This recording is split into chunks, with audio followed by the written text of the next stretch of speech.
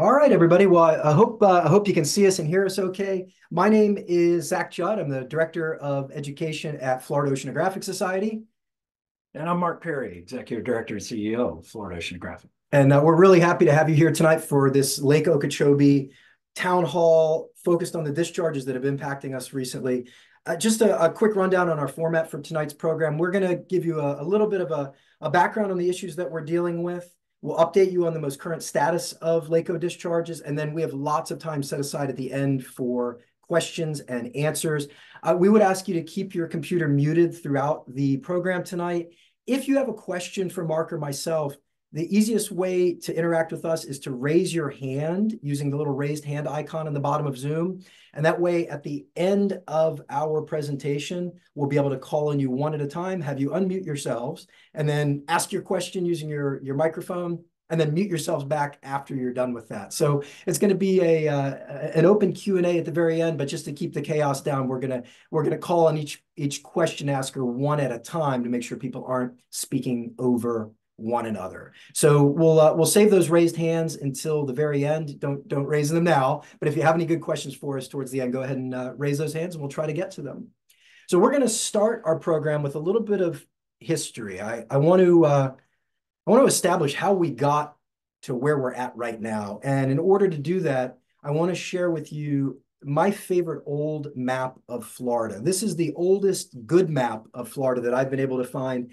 It's an 1856 map of our state. Most maps prior to this one aren't very detailed. They don't show us a whole lot. And this is the first one that really captures the full detail of what our state used to look like before we came and kind of modified our landscape. And I guess I'm putting that pretty lightly. And in this particular 1856 map, you can easily trace the entire path of the Everglades, from the headwaters of the Everglades through the Kissimmee River into Lake Okeechobee and down through the River of Grass. And I'm going to zoom in just a little bit on the northern half of this map. And you can see the scope of the Everglades begins far north of where most people today think of the Everglades as beginning. The Everglades begins in the present-day Orlando metro area. A small body of water called Shingle Creek was the original source of the Everglades. Shingle Creek historically flowed into the Kissimmee chain of lakes, and the Kissimmee chain of lakes then flowed into the Kissimmee River itself. The Kissimmee River historically was a winding, twisting, and turning oxbow river, one of these rivers that just wraps itself around the landscape. And during the wet season, the Kissimmee River historically would have flooded into a huge floodplain wetland. And that wetland acted as a filter. So water flowing from the north into Lake Okeechobee took many months to traverse that Kissimmee River watershed. And along the way, it had lots of opportunities to absorb down into the water table and to be filtered and cleaned. The water itself would flow into the lake, and during the wet season, the lake would expand greatly in size. You know, there are a number of old first-person accounts describing what Lake Okeechobee used to look like, and it really looked nothing like the Lake Okeechobee that we know today. This is just such a special and important lake. It's one of the largest natural freshwater lakes in the United States, and it truly was and still is the watery heart of the Florida Everglades. But if we went back in time, we'd see a lake that had a hard sandy bottom rather than the mucky bottom that the lake has today. We'd also see a lake that could expand greatly during the wet season. The lake itself could expand, I've heard some folks say, nearly double its current size during a wet year, and the entire perimeter of the lake would have been made up of shallow wetlands.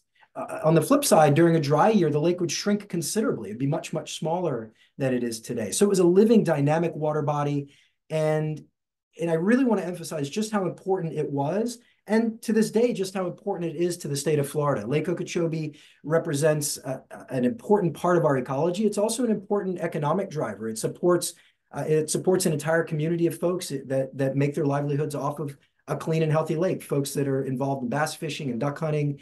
And we have to acknowledge that the lake is an important part of the story that we're telling tonight. But one thing I want you to notice in this 1856 map is there is no connection between Lake Okeechobee and the St. Lucie River. The St. Lucie River historically was restricted to this area along the coastline of Florida, mostly east of the Atlantic coastal ridge. There was also no connection between the lake and the Caloosahatchee River. you can see the Caloosahatchee is a much bigger river than the St. Lucie. It has a much bigger watershed. A lot more water naturally would have flowed into it, but there was no connection between Lake Okeechobee and the Caloosahatchee. So if there's no connection between the St. Lucie and the lake, and there's no connection between the Caloosahatchee and the lake, where did that lake water go during the rainy season? Well, that was the heart of the Everglades story. When the lake filled with water, it would naturally overflow the southern edge of the lake. And there was an amazing, almost primordial pond apple swamp that used to exist along the southern perimeter of the lake. And that lake water would flow directly south, feeding into the river of grass, as Marjorie Stoneman Douglas coined the Everglades. The Everglades really was a shallow, grassy river. It wasn't a river in the conventional sense that had two banks and heavy flowing currents, but it was a flowing body of water. And this is exemplified in some of the stories written by early explorers of the Everglades. There's a great book called Across the Everglades written by Hugh Willoughby in the late 1890s. He took a canoe from the headwaters of the Harney River and Shark River area all the way over to the Miami River. And what he described back then was a flowing river. He described currents in the order of several miles per hour flowing over the sawgrass prairie. And in some places, the limestone bedrock reached nearly to the surface, but in other areas, in this vast 40-mile wide, 100-mile long river of grass, there were thick layers of black organic muck soil. And that muck soil was really the undoing of the Florida Everglades. Most of the water that flowed south from Lake Okeechobee would have made its way all the way down into Florida Bay. But there were also some places where the Everglades overflowed into the Atlantic. These are called transverse glades. They're places where wetlands from the Everglades cut through the pine rocklands on the east coast of Florida and flowed out, typically as rivers, like the Miami River, for example. It's also important to note that the only dry land in this map was right here along the Atlantic coast. The Atlantic coastal ridge was the only place that people could live and build settlements. Unfortunately, back in the late 1800s, I guess we at the time didn't really recognize the ecological value of the Everglades, and that black muck that we talked about a minute ago really was the main driving value factor of the Everglades at the time. And people from a very early date wanted to try to figure out how to harness that black muck for agricultural purposes. They also wanted to dry out parts of the Everglades so cities and towns could be built. Yeah, so drain the swamp was the adage, and there's more than hyperbole to that. They really did try to drain the swamp. So they began by dredging huge drainage canals. And the purpose of these canals was to literally drain water out of Lake Okeechobee and off of the Everglades itself. And then in the 1920s, Florida was hit by two major hurricanes, one in 1926 and one in 1928. And at that point, there were small towns popping up around the lake. There was some agriculture going on south of the lake, but the lake itself hadn't really been tamed yet. And these storms resulted in a pretty massive loss of life. They were ultimately the reason behind the construction of what would eventually be called the Herbert Hoover Dike. This is an earthen levee that was built all the way around the entire perimeter of Lake Okeechobee. And once it was completed, it permanently set the footprint of Lake Okeechobee. The lake could no longer expand during the wet season. It could no longer contract during the dry season. And it certainly could no longer naturally overflow to the south like it once had. By cutting off the water flow to the glades, we were able to drain about half of the original Everglades ecosystem. And today, those drained areas represent urban and suburban communities in the western parts of Palm Beach, Broward, and Dade counties. But more importantly, the drained land that was created starting at the turn of the century ended up becoming a massive agricultural area just south of the lake, the Everglades agricultural area. It's about 700,000 acres of farmland that was built directly on top of what was once shallow flowing water that was covered in sawgrass, water that had a rich organic layer of muck that had been built over thousands and thousands of years. And in a very, geologically at least, a very short period of time, that was drained. And what was once Everglades now became agricultural land in the northern region. And slowly little towns and cities popped up along this new eastern edge of the Florida Everglades. Now, when you build dam around the watery heart of the Everglades. You need to find some way of getting rid of that water. And that's why we're here tonight. Water managers started to use those massive drainage canals to help get rid of the lake's water so it wouldn't flow south along its original path. And of course, the reason that it couldn't flow south anymore is it would be disruptive to this massive piece of agricultural land just south of the lake. So I showed you in that map earlier that there was no natural connection between the St. Lucie and the lake, and there was no natural connection between the Caloosahatchee and the lake. Today, there are connections, and we can see, at least on our coast, you can see this example of the man-made canal, the Okeechobee Waterway, or the C-44 canal, that cuts across the western part of Martin County and connects to the South Fork of the St. Lucie River. This man-made canal is the source of our Lake O discharge problem. But I also want to point out two other canals in this image, the C-23 and the C-24 canals. These canals are not connected to Lake Okeechobee. Sometimes you'll hear people discussing these canals, and I think there's a perception sometimes that they are part of the Lake Okeechobee issue, but they're not. They are still an issue, though. If you look at the land that the C-23 and C-24 canals drain, this is all historically wetland. Wetlands in the western part of Martin County and wetlands in the western part of St. Lucie County that 100 years ago were seen as a barrier to growth, a barrier to development. Today, we know better. They were critical to the ecology of our area. They were critical to the recharging of our groundwater table. But back then, they were just another obstacle to development and growth. Just like today, growth is an issue, development's an issue. And in this case, the way they handled that was by cutting numerous drainage canals to take water from those wetlands and dump it into the St. Lucie. So even when Lake O discharges aren't occurring, we can still have degraded water quality in the St. Lucie because of the C-23 and C-24 canals. But when they start dumping out of Lake Okeechobee, the issues are exponentially increased. During bad discharge years, it's not unusual to see daily discharges of well over 1 billion gallons per day coming from the lake into our community, and it causes complete devastation for us. And I just want to remind everybody who's watching, the reason that we're getting these discharges is not because we're protecting cities and towns from flooding necessarily. It's because we're protecting farmland from flooding. And you know, there's a congressional mandate dating back to the 1940s that sets that flood control in place. And that's really one of the main driving factors. And you know, today we're not going to talk as much about water quality as we are water quantity. They're both very important, but even if you clean up the water coming into the lake from the north, and even if you clean up the water in the lake itself, if you are dumping billions of gallons of water, no matter how clean it is, no matter what you've done to the polluters, no matter what you've done with the nutrients, you are still devastating coastal wetlands and coastal estuaries by affecting the salinity. So the amount of water is really critical. Even if we work and fight to clean up the water itself, that's not enough. We also have to take care of the timing and the quantity of water that's coming out of this canal. And here's what the output of that canal looks like. This is the St. Lucie Lock and Dam structure, the S80 flood control structure. And this is what it looks like during a severe discharge event. We've been seeing this now for a number of weeks, and we're thankfully we're experiencing a little bit of a break that Mark will talk about in just a minute.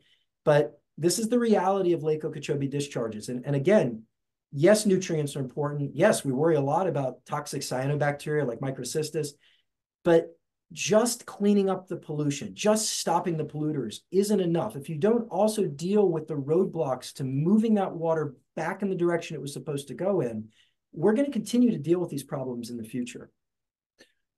So as you can see in the top of the photo, you can see the boats going from basically sea level on your left at the estuary side up to whatever level the canal is or lake is. So that would be from sea level up to, let's say, 14 or 15 feet. So the boats have to go into the lock, close the lock, raise the level, and continue on.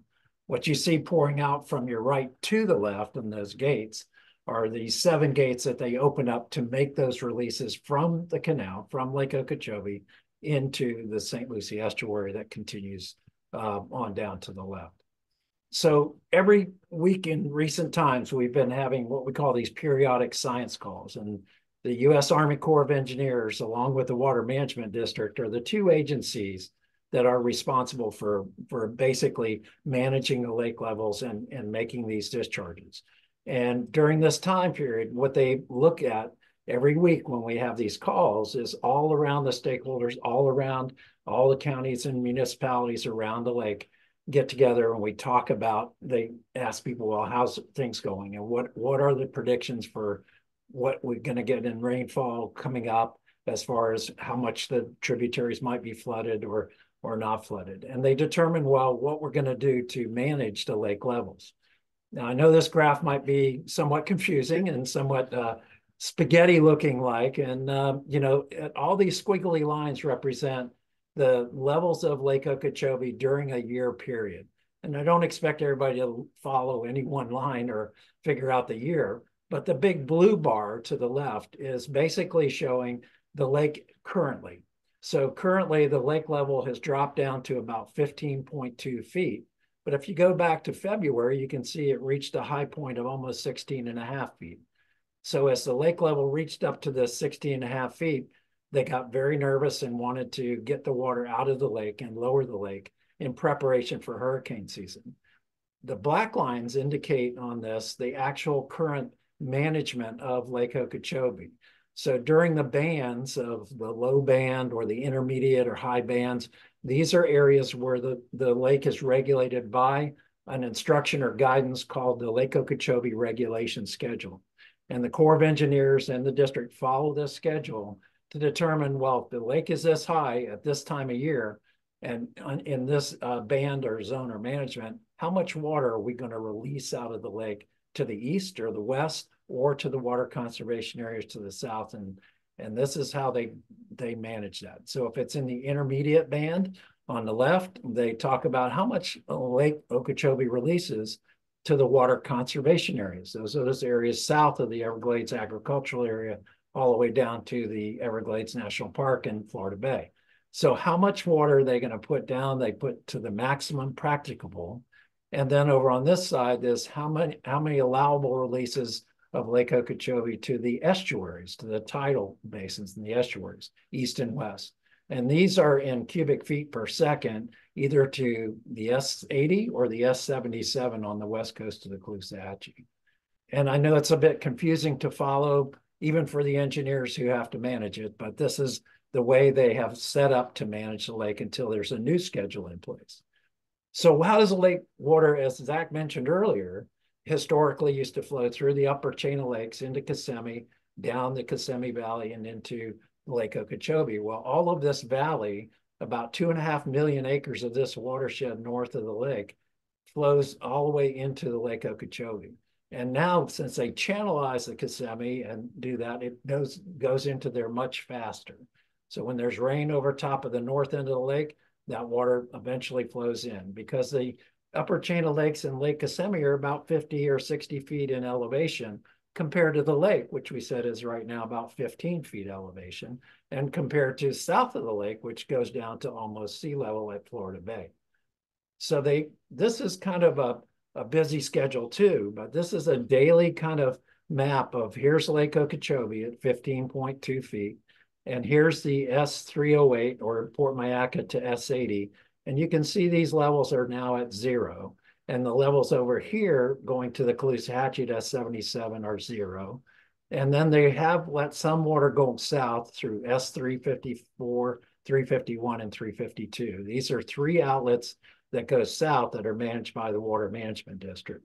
So they are releasing some water to the south and a bit of water from these stormwater treatment areas into the water conservation areas, the WCAs. And then it continues south, and you can see under Tamiami Trail, it goes at about 1,000 cubic feet per second under the trail. That's about 646 million gallons a day that's going under there. So the water does flow south from this if they control these structures. Sometimes these structures are closed, and the only outlets they use are to the east and to the west. And this is what has happened in the recent time since February. So south of the lake, you can see where the water flows through the canals into the water conservation areas and eventually down to the south end of Florida. but they all have their schedules, their levels at which they like to keep these water conservation areas. Very shallow, like 1.5 foot deep, so they don't flood those natural wetlands we know as the Everglades. So during this time recently, from February 17th on your left, all the way up until just March 30th on your right, we had these discharge 14-day scheduled release events. And the Corps of Engineers set it up so it's every 14 days they had a different kind of schedule. But all of them really averaged this 4,000 cubic feet a second to the west, Caloosahatchee, and 1,800 cubic feet per second to the east. That's about, to the east, is about almost 1.2 billion gallons a day on an average. So there are some days you can see there were 0 releases. And they set this up in order to give the estuary a little bit of a break. This last schedule they did set up a couple of days of no releases, and then we just ended on this weekend with 2,000 CFS. So now they have stopped. They have stopped the releases, and for the next 14 days anyway, they're not going to do any releases east and west. As you saw on the diagram before, they're not doing any to the St. Lucie or Caloosahatchee right now from the lake. They're wanting to see what they can do to give a break. And they're also wanting to see what's going to happen to the lake in order to naturally recede or try to get it to recede by flowing some water south and getting this to move south. The whole reason the Corps tries to model this is to see how low they can get the lake by about June 1st. This time in June 1st is in preparation for the hurricane season. That starts June 1st, goes through November 30th. So we get this time when they're preparing the lake for these tropical storm events, which could really increase the lake. It could jump up 3 or 4 feet with just one tropical storm coming across, dropping 20, 30 inches of rain. So they're very concerned. They want to get this lake lower to that as low as they can. And these are that kind of schedule. So what they're going to do between April 1st and June 1st is maybe have lower releases and try to get down to the lower lake. How does that affect the estuary? How does that affect, particularly, we'll look at our East Coast estuary of St. Lucie. And as Zach said, we have other basins that drain into the lake. But the main inflow, the largest freshwater inflow to this estuary is from Lake Okeechobee. And it carries with it a lot of pollution as well. You can see these big blue bars basically indicating those 3 14-day release schedules to the St. Lucie. And below the graph shows how the salinity, as we measure in the estuary, the salinity is basically 35 parts per thousand in the ocean, which is pretty constant in the ocean at 35, and 0 for fresh water. If you go all the way up the North and South Fork, you'll get 0 or fresh water. So in the middle estuary, right here at Roosevelt Bridge, it wants to be at about 20 to 25 parts per thousand, which is ideal for oysters. But and as you've seen in this graph, it's getting below 10 parts per thousand, which is very critical for oyster habitat. And along with this comes a lot of other types of pollution. One of those that we're really concerned about are algae blooms. And you've heard over the recent years, we've had some very harmful blue-green algae that's cyanobacteria that blooms in the summer months right in Lake Okeechobee. And if they are releasing like they have in these previous years, we've had releases with that blue-green algae flowing right into the St. Lucie estuary. And as long as it's fresh water, it continues to flow. Here's an image that was Todd Thurlow had captured from Landsat 8. That's a satellite image, very clear in July 2nd of 2016. So 2016, there was about a 239 square mile part of the lake that was covered in blue-green algae, the cyanobacteria. And of course, as they made releases from the lake, we get these blue-green algae blooms into the St. Lucie estuary, as long as they're fresh water. When it gets to the saltwater conditions, this particular algae does not like salt water, and it won't survive in a completely salt environment like the ocean. And Mark, I think it's important to note that we used to think of those blooms as a summertime phenomenon. We worried about them in July and August and September, but they seem to be occurring earlier and earlier in the year. Last year, we saw toxic cyanobacteria coming out of the lake in the last week of February. Right. This year, it showed up in March. So instead of just a few months of the year that we have this additional concern layered on top of all the other issues, now all of a sudden it's potentially half the year that we worry about exposure to horrible toxins being produced by microcystis. That's a good point. And as you can see, those environmental impacts, human health impacts, as Zack is mentioning, it affects us all when this happens, and really is critical throughout our environmental areas like the estuary, the oyster reefs, seagrass beds, and even the nearshore coral reefs. And you can see this very dark plume of very silt-laden, turbid water, if you will, coming over there. But those algae blooms are very critical now to human health. As far as the oyster reefs in the middle estuary, as I mentioned, is where they really like that balance of salinity between the ocean environment at 35 and freshwater at 0 up in the North and South Fork. So this is an ideal situation, a nice balance. And not only oysters, but a lot of fish spawn and all kinds of things that happen in our estuary because it is this balance of fresh and salt water, and it has that open connection to the sea. So when we measure that salinity in oyster reefs, as in this graph, you'll see on the left-hand side that 20 to 25 parts per thousand was pretty good right prior to February 17th. And then when they started these releases, it dropped right down to below that 10 parts per thousand and kind of stayed up and down right there during this whole time period. So we're seeing some stress, harm, and even mortality to some of our oyster reefs because they can't tolerate that low salinity for a long period of time. And that's the concern that we have. And especially going forward, right now in April, May is a peak spawning season for oysters. So the spat and the juveniles, or the larvae, are really going to be affected too. The other important habitat that's affected in this ecosystem is the seagrass loss.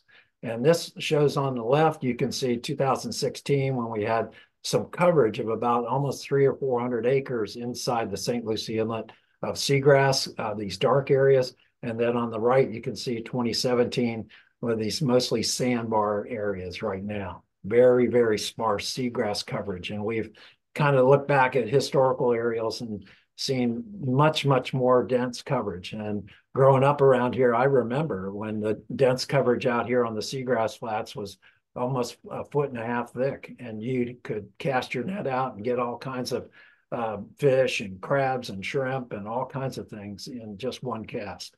And it was excellent fishing and everything. But with all that gone, that habitat and that food source and that is all gone, it's going to be real critical for reestablishing some of these areas. So the same with seagrass, the tolerance for salinity, how salty that water is very critical. And if it drops below these levels of 10 to 15 parts per thousand, we can see mortality in seagrass as well. And then lastly, we also talk about the nearshore reefs. These reefs right off the St. Lucie Inlet, just south of the inlet, is the St. Lucie Inlet State Preserve reef, a part of the state park system. And it's the northern limit for a lot of hard and soft corals you find in the Keys and the Bahamas. And north of the inlet is the Savillard worm reef, also a living reef that is hard bottom that is really critical and could be affected. The plume that you see in this lower left corner is that really big plume going 6 or 8 miles offshore of silt-laden water. Now, when that water gets so turbid, it cuts the light level from reaching the corals. It can really kill off a lot of coral reefs very quickly. But also the salinity, if it drops down to like 20 parts per thousand in a lot of cases during these discharge events, we'll see that also the corals die off because of that low salinity.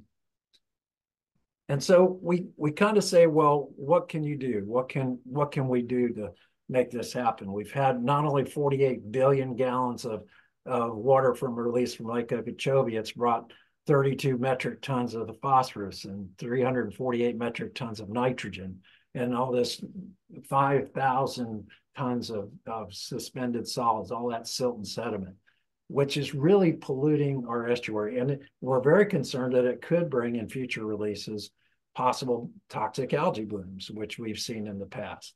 So we've got to do something about it. We've got to take one of these steps. You contact your elected officials and demand that your voice be heard and stop the discharges. You write a letter to the editor. You can raise awareness by telling friends and family about all this, that you learned about and how the system works. And then make a video or a social media tag. And then go, if you can scan the QR code on there, you can really take some action by visiting our website, and it'll take you right to the action on the page to view our website. We're excited about this, and we're going to follow up with everybody on the call with some email to kind of give you an idea of how you can do these things and even more to help us with our advocacy work on this. If you haven't used a QR code before, you literally just take your phone out, open up the camera. I know most people have done this, but not everybody. And if you aim your camera at your computer screen, it will ask you if you want to open up a link directly to Florida Oceanographic Society's advocacy website. And just that quickly, it'll take you directly to our webpage. It's a little yellow box that forms right around. It's really great. So at this point, that's the presentation part of the evening, but we obviously want to spend quite a bit of time now trying our best to answer any questions that you have. If you have a question for us, go ahead and put your hand up using the little hand up icon, and we'll slowly work our way through that list. And when we call on you, I think what we'll do is we'll ask you to unmute your own microphone and come on camera with us and ask the question, and then mute yourself after that. And then Mark and I will do our best to get you an answer. All right. Sounds good. So we have quite a few people logged in, so it might take us a second if we have to scroll through the list to see if anybody's hands are up. While we're waiting, Mark, I wanted to mention something really important. We hear a lot about the effects of Lake discharges on the Indian River Lagoon. And I think it's important that everybody who's watching tonight understands that the impacts of Lake discharges when they relate to the Indian River Lagoon specifically are focused more on the Stewart, Jensen Beach, Hope Sound area. The Indian River Lagoon, as you go further and further north, is dealing with all kind of other issues, but they aren't related to Lake Okeechobee discharges. So when we hear about massive seagrass losses in the northern Indian River Lagoon, the Brevard County area, those aren't necessarily connected to Lake discharges. They're related to all sorts of other issues that Florida is dealing with: population growth, antiquated sewage systems, septic systems that are put too close to the water table. But even though they aren't directly related to Lake Okeechobee, they're still part of the same ecosystem. The Indian River covers 156 miles along the east coast of Florida. And even though, the issues affecting the southern Indian River are a little bit different than the issues affecting the northern Indian River, I think it's important for everybody listening tonight to understand that their causes are somewhat different, but it's still impacting the same greater ecosystem, one of the most biodiverse ecosystems in all of North America. Yeah. Okay, so we have our first question. So Annette, I'm going to ask you to unmute. Hi, I was just wondering what the impact of this will be on the manatee population. Yeah, Annette, great question. So when we think about the impacts of these discharges, we have to look at their effects on the entire ecosystem. Manatees are able to tolerate fresh water. Unlike a lot of organisms, Mark talked about seagrass and he talked about oysters being directly impacted by the salinity of the discharges. Manatees are naturally found in coastal waters throughout Florida, but they also go up into rivers. And in fact, a lot of them spend their winters in freshwater springs. So the salinity is not as big of an issue with the manatees, but the impacts on the ecosystem will certainly have an effect. When we look at the water dumping into the St. Lucie estuary and also the Caloosahatchee estuary in Charlotte Harbor, the discharges are going to lead to seagrass die-off. And, it really depends on how long the discharges go on for. But if we have substantial discharges through the rest of the spring, which is the growing season for seagrass, it's possible that we would see a major die-off of what little bit of grass has been trying to come back over the last few years. And that would probably have an impact on manatees.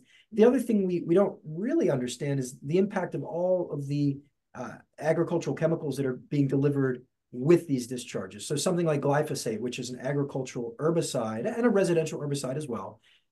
Obviously, these are getting dumped into our estuary in a much greater amount during a period of Lake discharge than they would be when Lake is not discharging. And we don't really understand how some of those compounds may affect animals like manatees or the fish and crabs and shrimp that we eat as well. Good question. We have another question from Alexis. Alexis, I'm going to unmute you. Hi, Hi, yeah, similar along those lines of the discharges and the harmful chemicals that might be included. Do you think, or has anybody reached out, if those might be connected to the recent Florida Keys phenomenon with the sawfish and the fish spinning in circles before they die? Has that been talked about or a potential lead to those discharges? Yeah, so certainly a number of organizations are spearheading efforts to try to figure out what's happening in the Florida Keys. For viewers who have not seen this horrific story, for the last several months, there have been a number of different fish species in Florida, as particularly South Florida, Miami-Dade County, and then the Keys, that have been impacted by some sort of presumed neurological condition that causes them to spin around in circles and then eventually die. It's affecting a wide range of species, not one family of fish or one type of fish, but a wide range of fish. Some of them are economically important species. Some of them are ecologically important species. Some of them are rare species, like the small-toothed sawfish. And organizations like Bonefish and Tarpon Trust are spearheading some of those scientific efforts, along with other universities in Florida, to try to figure out exactly what's happening. There are a couple of indications that this may be related to some type of algal bloom occurring in the waters of Florida Bay and the Keys, but there isn't a definitive connection yet. Obviously, when we talk about algae in South Florida, we have to think about water quality coming through the Everglades, and it may end up being somehow connected to water coming either out of the Everglades or out of the Lucie River. Probably not related to St. Lucie discharges here on the East Coast, because that water is being swept away to the north. The other potential is that the fish illness that we're seeing in the Keys may be related to the record warm water temperatures that occurred last year. Late summer and early fall, saw some of the highest recorded water temperatures in history in South Florida, over 101 degrees in certain parts of Florida Bay. So there's much more research to be done. I don't think it's going to be a direct connection between Lake Okeechobee discharges and the fish disease in the Keys, but it certainly could be at least somewhat connected to that. And we have another question from Diane Rogers. Diane, I'm going to unmute you. Hi, Diane. Oh, hi, thanks. My question is, what do you want to see done short term and long term? I mean, maybe that can, maybe you said that in the very beginning, which I missed, but I'd like to know what your thoughts are, and how we can put a spin on it for social media, etc. Well, what we have to do is basically, get that water to move south the way nature intended it, as we talked about in the beginning of the program. The water that used to flow from Kissimmee Valley to the lake and then continue to flow in that river of grass south into all the way through the Everglades to Florida Bay is kind of where we need to go back to. We need to recover those kind of areas south of the lake where we can be able to store and treat that water and have it move south, versus having to now engineer it and manage it to dump it east and west to the St. Lucie or Caloosahatchee. So we're working to try to get these agencies to understand we've got to require those kind of retention or detention on those sites. We've got to require that storage and treatment in the Everglades agricultural area. There are some projects like the map behind us that shows some of those Everglades restoration projects. One of those is a reservoir, an STA, in the Everglades agricultural area, which once it's built, it will hopefully take more water from the lake, store it and retain it and treat it as it goes south to the Everglades. So we want to encourage Everglades restoration, but that one kind of project or other projects is not going to do it all by itself. We need better management of the lake, and they can manage it better. Both the Corps of Engineers and the Water Management District need to do a better job at anticipating these high levels in the lake and anticipating we need to move that water sooner than wait until this last minute, so to say, until we got all this rain from El Nino in the beginning of this year, and then all of a sudden the lake went way up too high and we have to get it down. We knew this back in the fall, and even earlier on in the year, we needed to get the lake lower. So that's kind of where we're kind of focusing our efforts. Also, we focus our efforts in stopping the pollution within the watersheds and that means slowing the water down. Restoring the Kissimmee River, for instance, is what we promote too, to help, you know, expand that water storage area either side of the river, which is really good to do too. So we need to do those kind of things specifically, but talk to us more about exactly what to do. And we attend all these meetings with the Corps of Engineers, the district. We really encourage other people to attend and make your voice heard as well. So thank you for that. Good. And to Mark's point about the lake levels being high, I really want to emphasize that. If you think back to that very colorful graph Mark showed with all the little squiggly lines going across it, each of those colored lines represents a different year. And where we're at right now is above any of those colored squiggly lines. And the oldest colored squiggly line on that graph was 2008. So that means as of right now, the lake is being held higher than it has been since 2008. And that's having really bad consequences on the health of the lake itself. Yeah. So yeah, we're fighting for the Everglades and we're fighting for the estuaries, but we also have to fight for the health of Lake Okeechobee as well. When the lake is held too high, the wetlands that grow around the edges and the submerged vegetation that provide food for ducks and food for bass and keep the water clean and clear, they die. So by keeping the lake high going into this winter and then having a wet winter, which made it even higher, we're not just worried about discharges to the coast, but we're concerned about the health of Lake Okeechobee as well. Good point. Thank you. We have a question from Joseph Mandenville. I'm going to unmute you. Yeah, I'm from the Ballantrae Anglers Club, and I guess what I'm trying to find out, and you might have said it at the beginning, is this video something we can get to share with our members? Because maybe not all of them could come to this meeting. Yeah, I think we're recording it and we're going to post it. Isn't that right, Valentina? Maybe on YouTube or post it out. So it will be available through our website. If you go to that QR code or the FloridaOcean.org and under advocacy, we'll find a copy of it. Thanks. And Joseph, if you can't find the video, my email is on the screen. So feel free to shoot me an email and we can chat about getting that video to you. Thank you. Great. And now we have a question from Linda Horsemeyer. That's pretty good. I tried. That's pretty good. Hi, my question is, how much flexibility does the Army Corps and the South Florida Water Management District really have as it relates to lures? Well, they do have the flexibility because those discharges to the east and west coast on that decision tree that we talk so many cubic feet per second this way and that way are up to those amounts. So it's scheduled to be up to those amounts. So the Corps can say, well, we don't want to do 1,800 cubic feet per second. We'll do only 1,000 cubic feet per second for now. So they have some flexibility within that schedule. And they also have flexibility moving south. The Water Management District manage those canal levels from about 10.5 to 13 feet. They can manage those levels in those canals.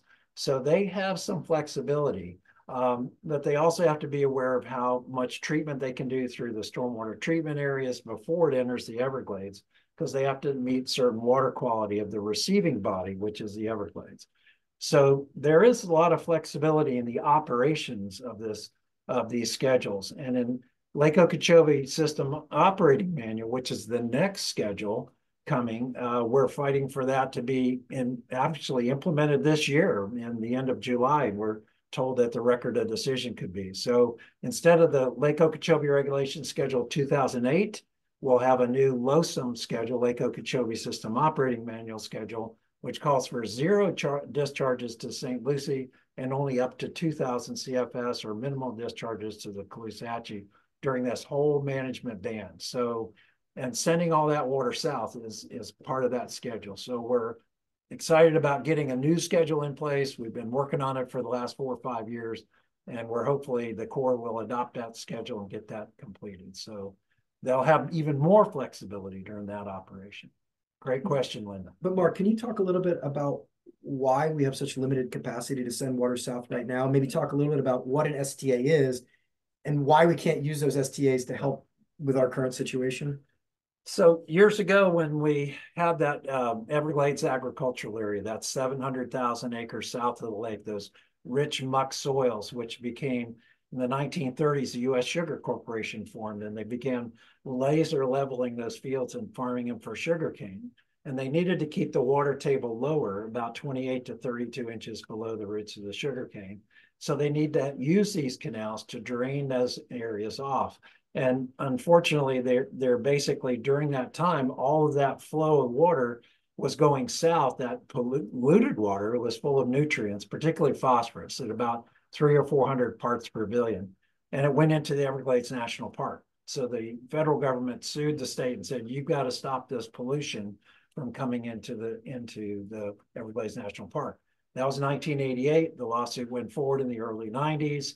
And basically the judge said, you've got to build these stormwater treatment areas to help treat those waters before they can enter the Everglades. And they're basically a stormwater treatment area. And STA is a man-made marsh about 1.5 feet deep or so, planted with grasses that take up the nutrients. So you put it in at one end, takes up the nutrients, and the water flowing out the other is now a lot lower in nutrient levels, can be at 120 to 130 going in, and can be at 18 or 19 or even, lower parts per billion coming out. So they've proven that those are effective for use, but their limitations are directed only towards using primarily the basin runoff from the Everglades agricultural area. And our problem is that we're using all of that basin runoff through the STAs to the Everglades, and there's not room or capacity to use the lake water going south. They only use about a very small 8 or 9% of the whole total water going south is coming from the lake, and the rest of it, 90+% is coming from the Everglades Basin runoff.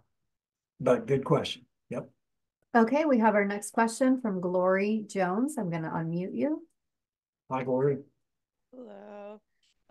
Well, thanks for having the town hall, first of all. But I guess my question deals with sort of the the actual condition of the Herbert Hoover Dike, because with, a lot of Florida's antiquated water and sewage infrastructure and the mismanagement of Lake Okeechobee and the entire Everglades, really alongside like all the incoming ecological disasters, it feels like sometimes that we're a lot closer to another situation with the floods of the early 20th century than we might think.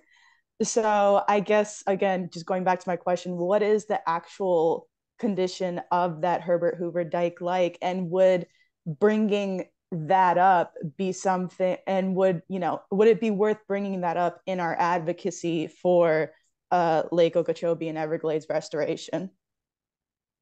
Good point, Gloria. Basically, very early on, recently they've had a movement to improve the Herbert Hoover Dike.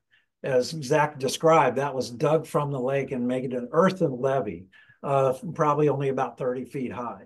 And it basically about 35 feet high, this levee around the lake was made of earth. They put some culverts in it to kind of relieve some of the pressure at different times to a rim ditch that goes around the lake. But it basically was a very earthen levee.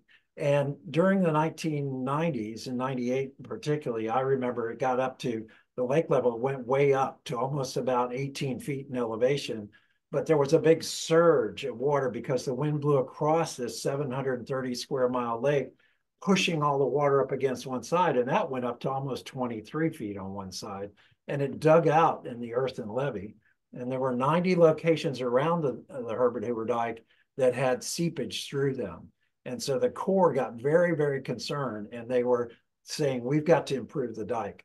So what they did is they built what they call a head wall, which goes right down the middle of the dike. They put down a big concrete wall, thick wall, all the way down to 35 feet to bedrock, and basically then recovered it over with the earth. So there's basically, this whole head wall down the middle of the dike. They made it more or less impervious by doing this. Major construction effort over the many years, costing billions of dollars.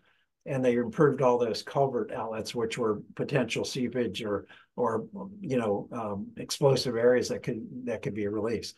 So now the Herbert Hoover Dike has been improved, and as far as that concerned, it is basically the integrity of that is not as it's reached a higher level of safety standard.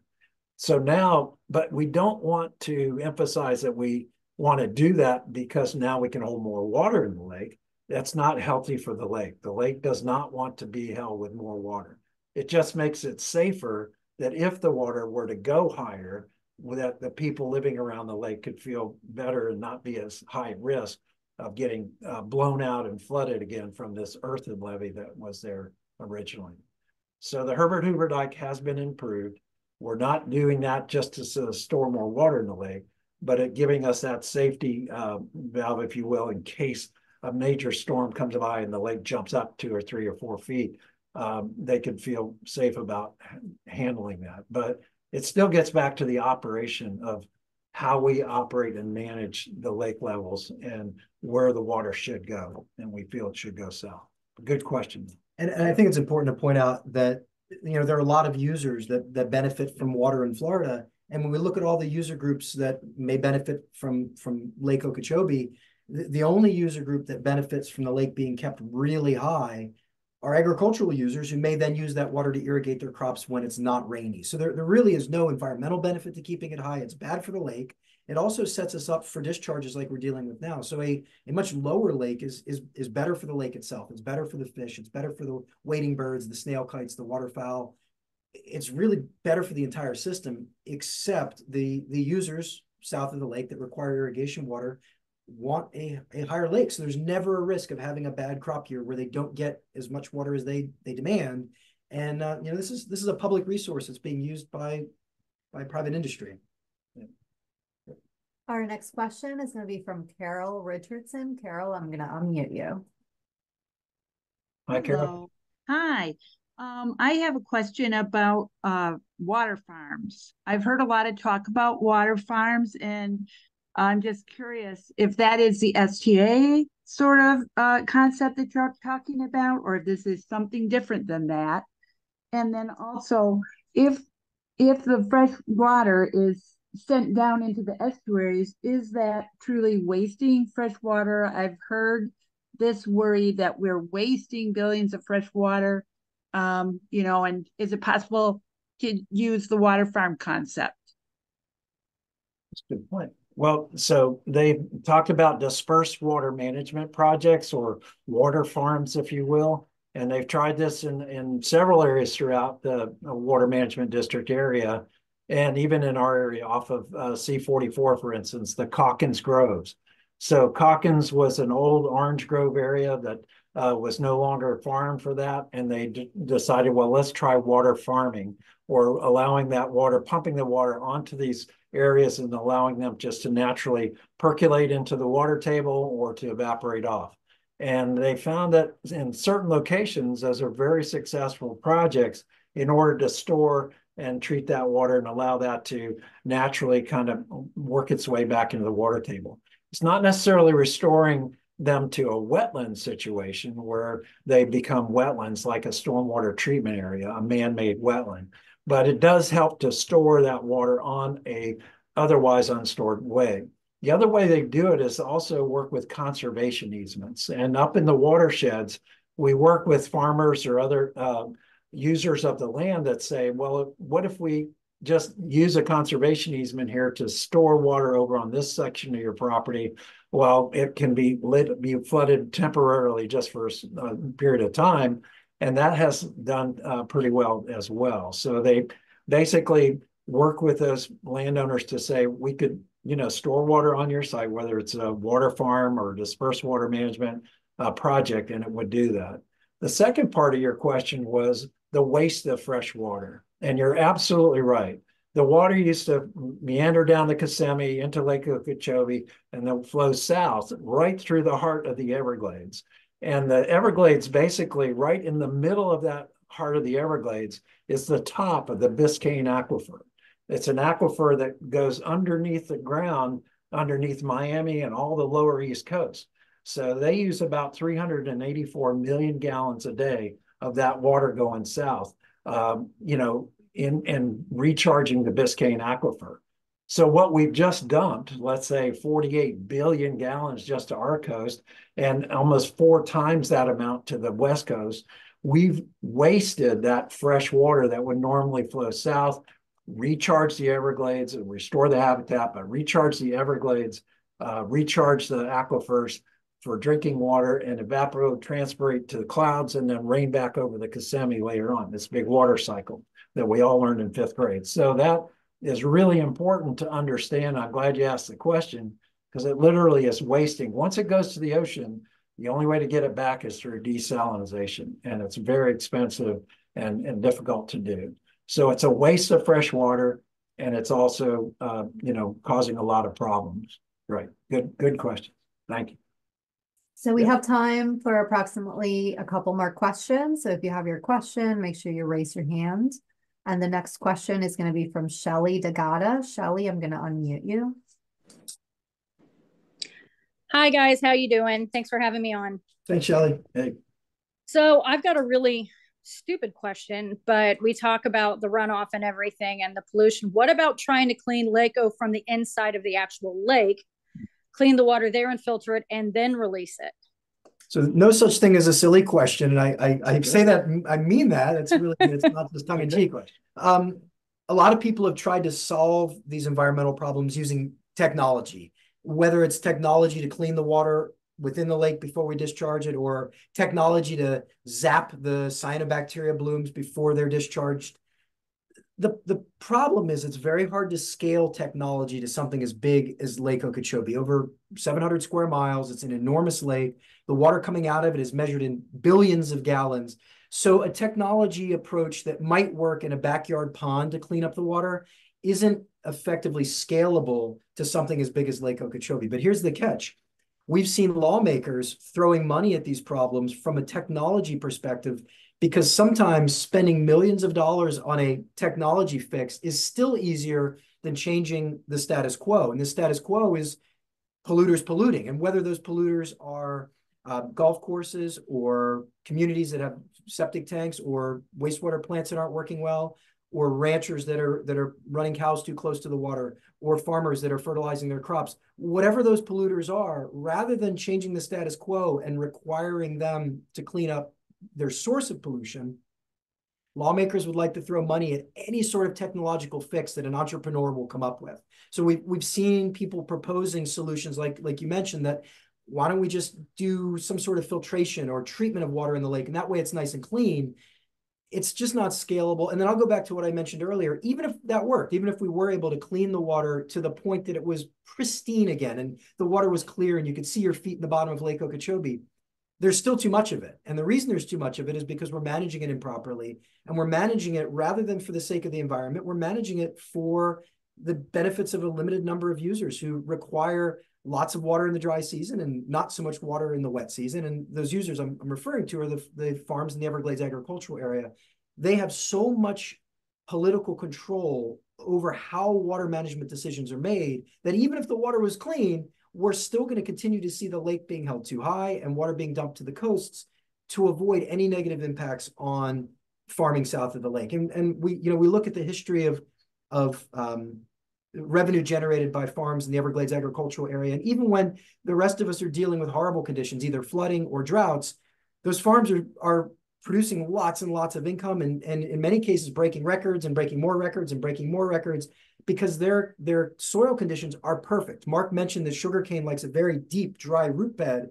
So a lot of this flood control that we hear about is, again, not controlling against aerial flooding that you need to put a pair of boots on to get through, but it's flood control from an underground perspective.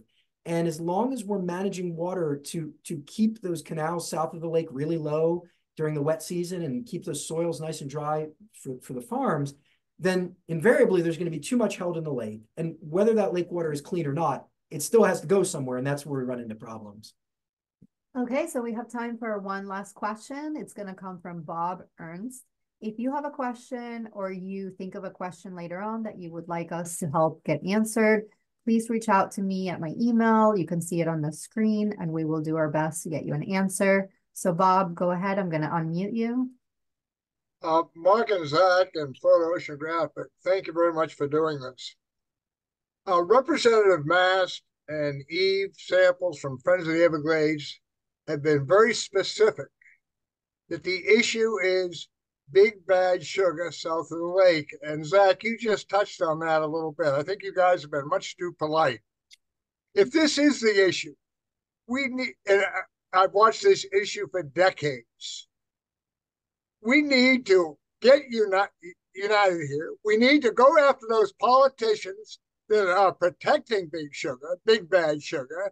We need to support people like Mass and Eve Samples and you people and get this changed. This has gone on much too long. You guys are too polite. Let's get this nonsense taken care of. And thank you both very much. Thank you, Bob, for your comments. That's good. That's great.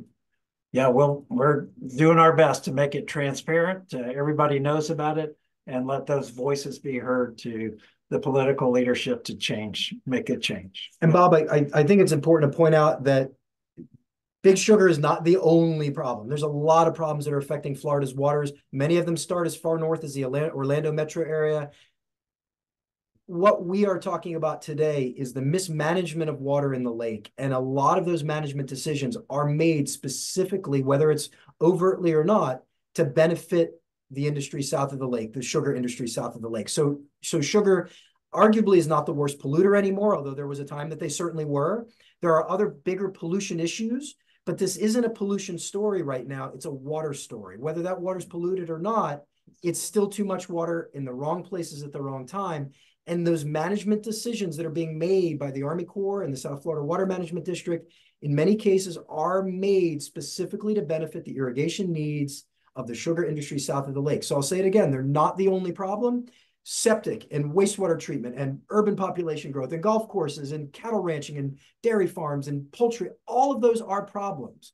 But when it comes to the mismanagement of Lake Okeechobee, the reason the lake was held too high and the reason that water can't go south into the STAs is because of that industry, but it really underscores the political connection here. How do you change this if you have people in office who don't want to change it? When you have an industry that's supported political candidates on both sides of the aisle for an extremely long time, it takes a lot of work to make that change. So we'd like to thank you, Lynn and Al. I'm sorry we didn't get to your questions, but please go ahead and email them in to us and we'll answer you.